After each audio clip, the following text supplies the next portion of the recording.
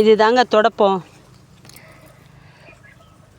இயற்கையான முறையில் பாட்டிகள் இதை சேகரித்து வீடு பெருக்கிறதுக்காக இந்த தொடப்பத்தை யூஸ் பண்ணுவாங்க.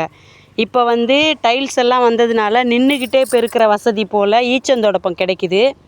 அந்த காலத்தில் இது போல தான் தொடப்பங்கள்லாம் அழகாக இந்த பாட்டிங்கெல்லாம் இதை இப்படி அறுத்து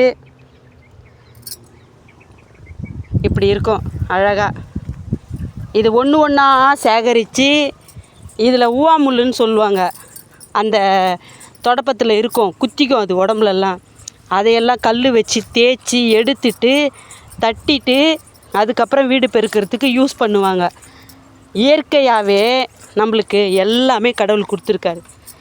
இதையே நல்லா பெருசாக முத்த விட்டாங்கன்னா இந்த மந்தார இலை தைப்பாங்க இல்லையா, தைக்கிறதுக்கு இந்த குச்சை தான் யூஸ் பண்ணுவாங்க.